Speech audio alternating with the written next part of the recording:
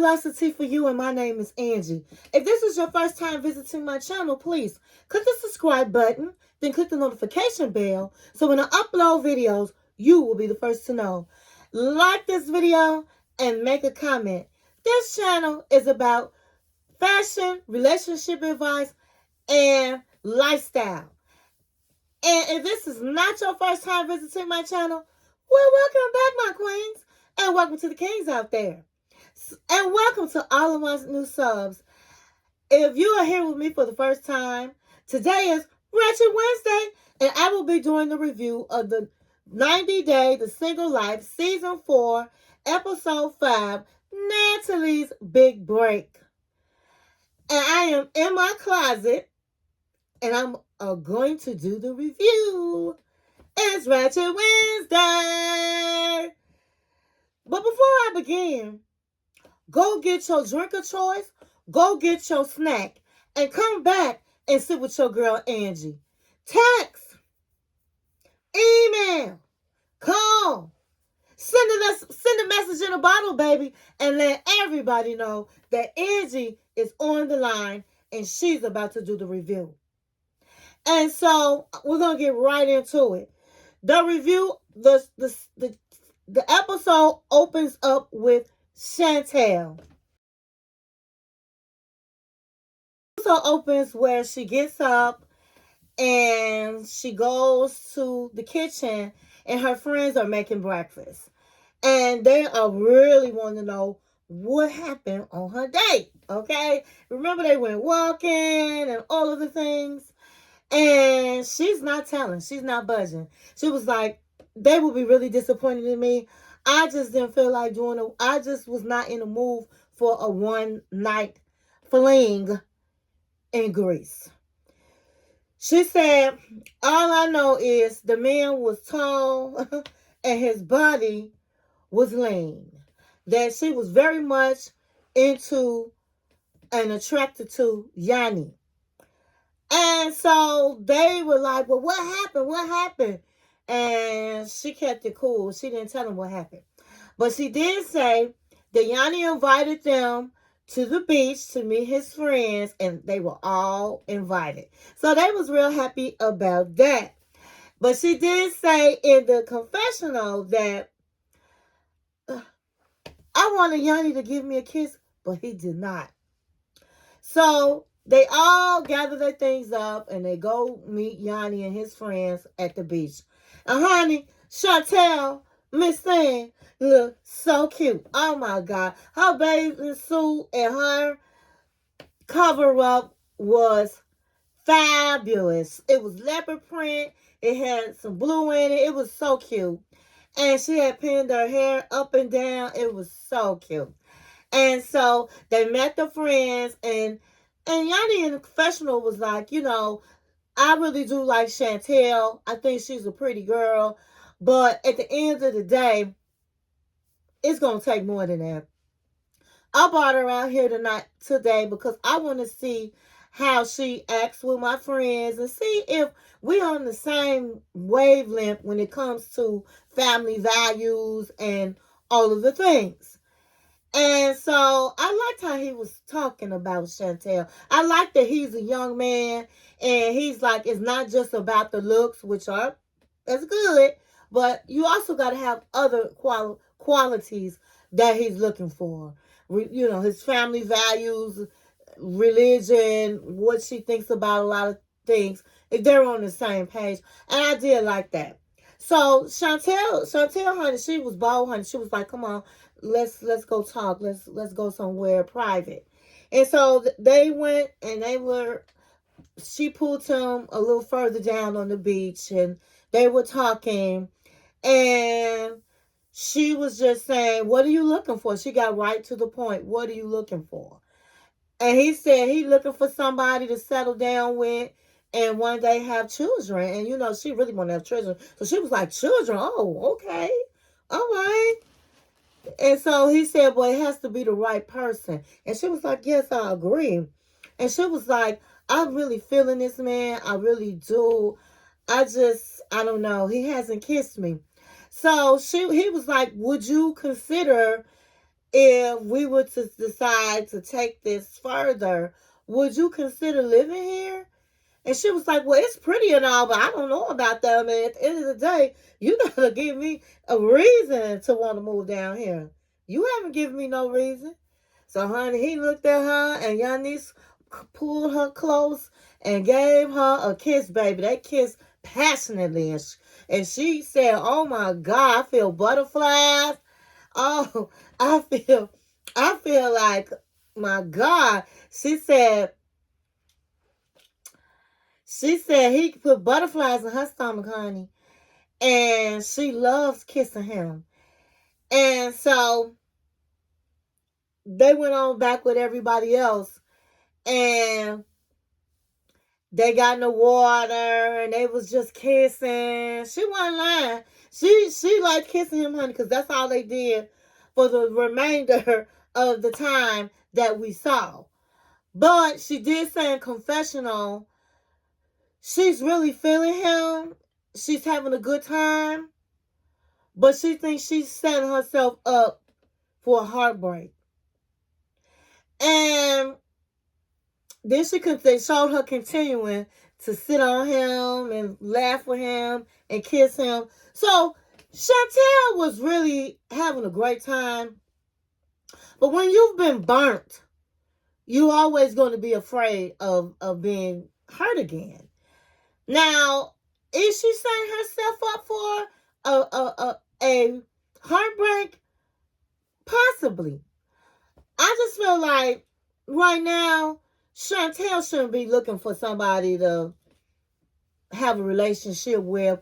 She should have went on ahead and just have a good time.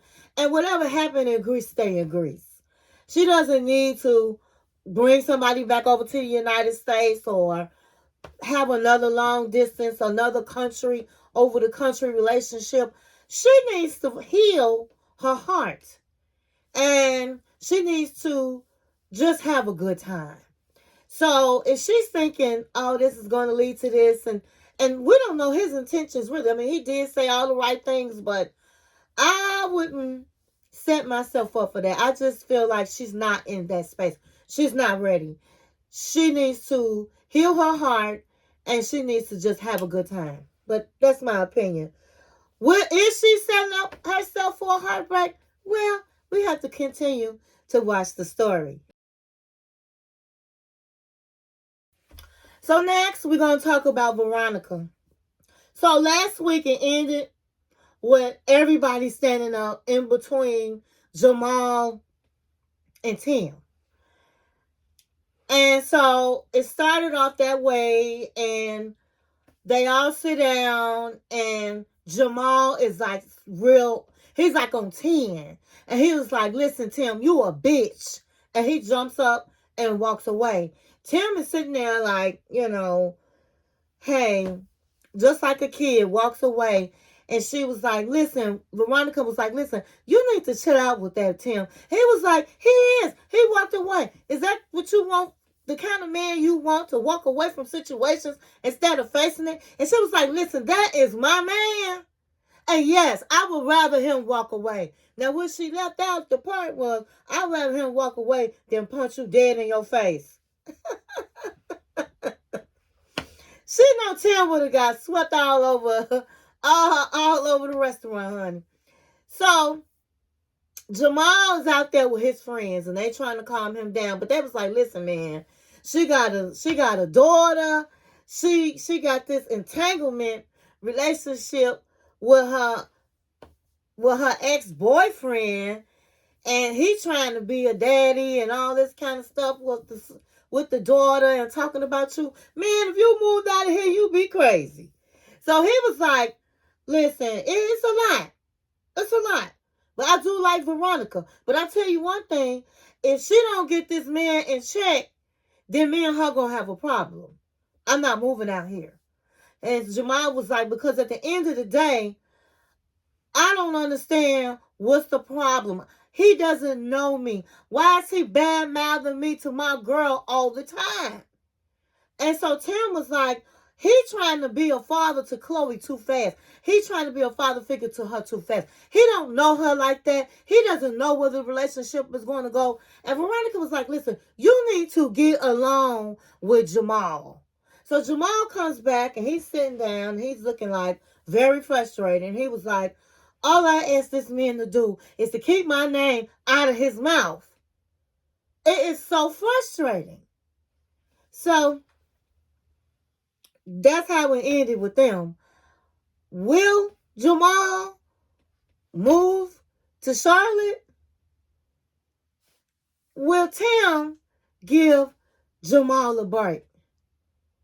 I don't know. But what I will say is this. I just think that Veronica looked like a fool saying this is her man. This man, I really don't, age is a number, but at the end of the day, she got herself together. She got a home. She got a daughter. She got things going on. Jamal don't have nothing. Jamal is a 20-something-year-old boy, young man, and he not trying to, I don't think, settle down like that and move to Charlotte and be a stepfather. No, she needs to find her an older man, find her a man that is ready for the things that she's ready for. I mean, it's okay, you want to have sex with Jamal, all of that, but at the end of the day, keep it in the bed. You didn't have to bring him to your family, to your daughter, and acting like this man is really gonna move to Charlotte. I just think Jamal is doing it for the check, honey. But that's just my opinion. Will he do all these things? We'll see as the show unfolds. Next is Natalie. So Natalie, the episode starts off for Natalie. She's driving it down, honey, in a red car. And she is so happy. She is on the phone talking to Josh. Josh.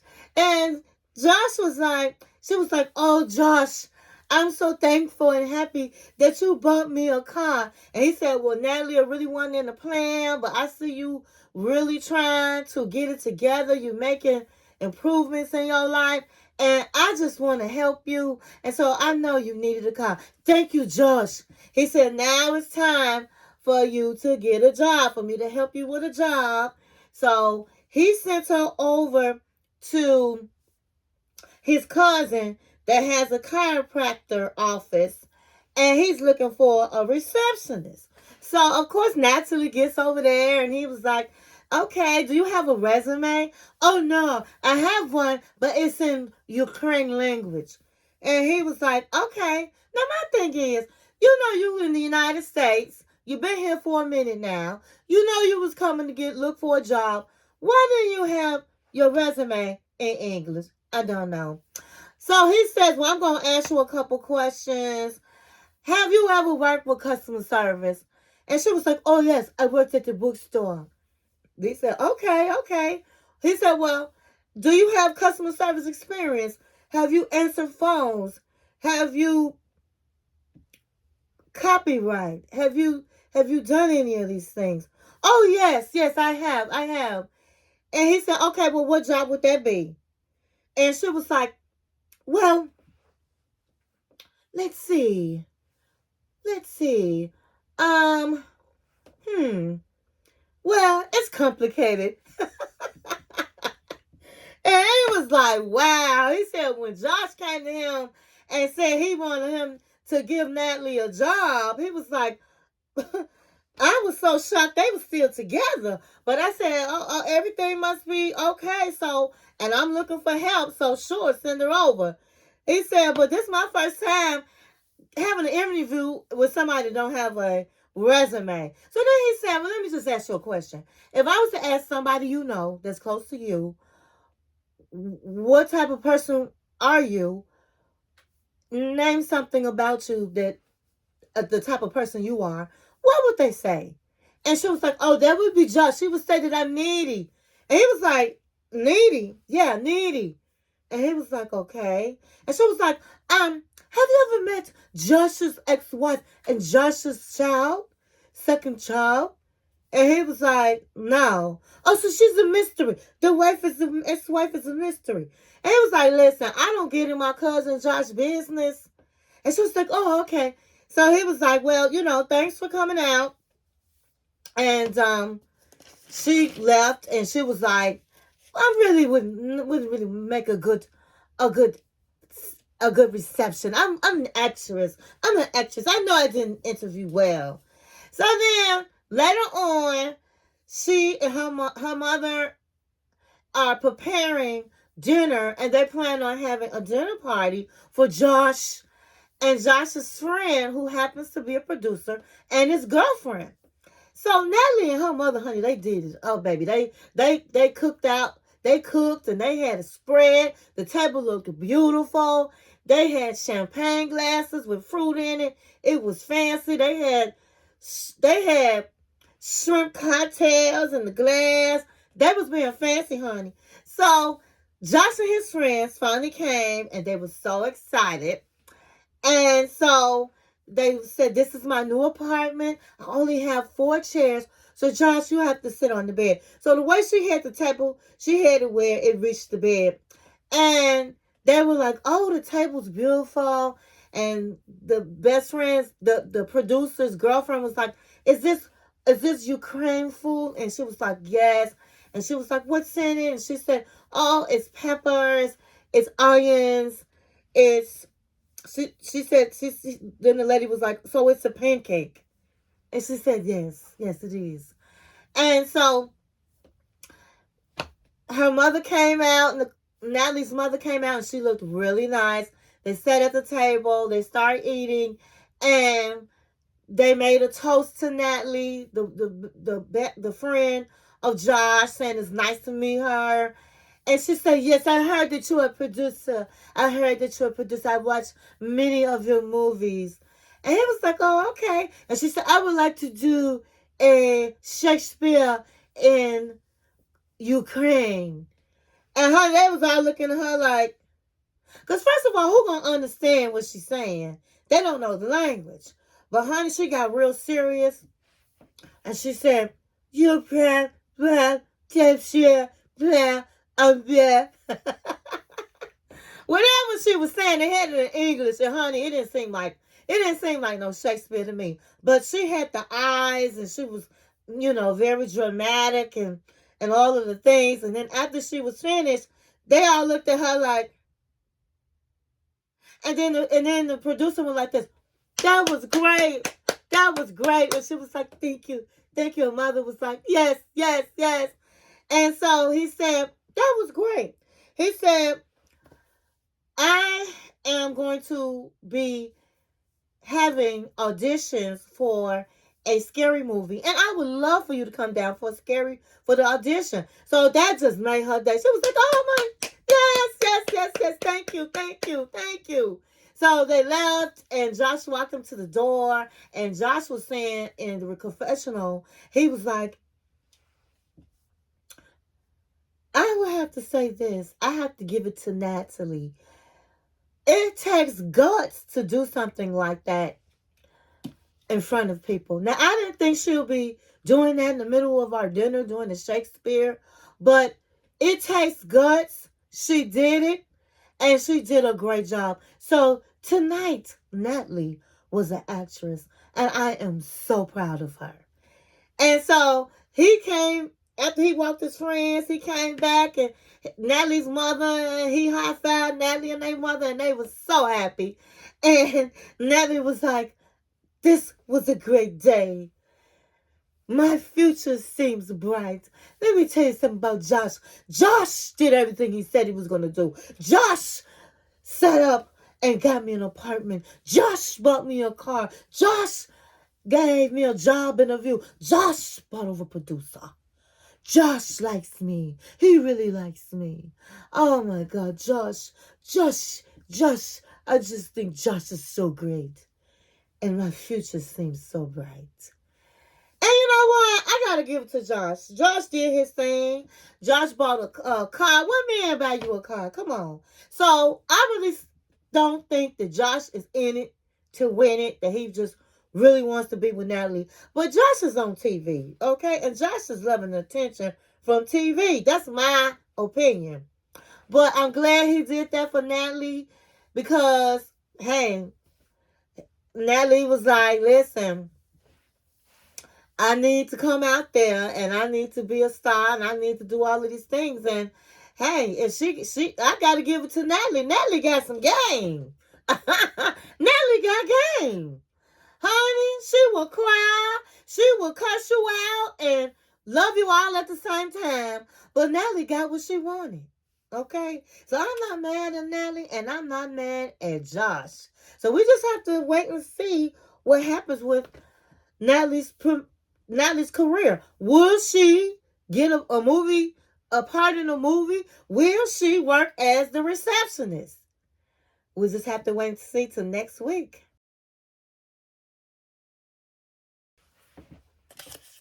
Okay, last but not least is Trey. So Trey and his two brothers decide to have a boys' weekend. Okay, they decide to go to New Orleans. They feel like Trey needs a change of pace. Trey needs to go out, have a good time, mingle, and they want to make sure that Trey at least get a kiss on the forehead or something. They are all excited. Trey's excited, but deep down, he's nervous because he feels like his brothers are putting a lot of pressure on him to meet a woman and all of the things. So they finally get to New Orleans. That's where they went, to New Orleans. And they're in a hotel, and his brothers, they ask him, so what kind of woman are you looking for? And he was like, I don't know. They was like, you got to have a type. And he was like, well, I know I like aggressive women because I'm somebody that don't like to approach a woman and all of this. So I would like an aggressive woman. And they said, well, come on, we're going to go out. We're going to find you somebody. You're going to have a first date. You're going to get a kiss. You're going to get something. So they all go out, and the first thing they do is get a drink, honey. They went and grabbed some hurricanes, baby. And so as soon as they sat down, they saw a group of women, and Trey had liked the one that had a lot of tattoos on her body. She was very fit, honey. And she was very attractive. And that's who he chose.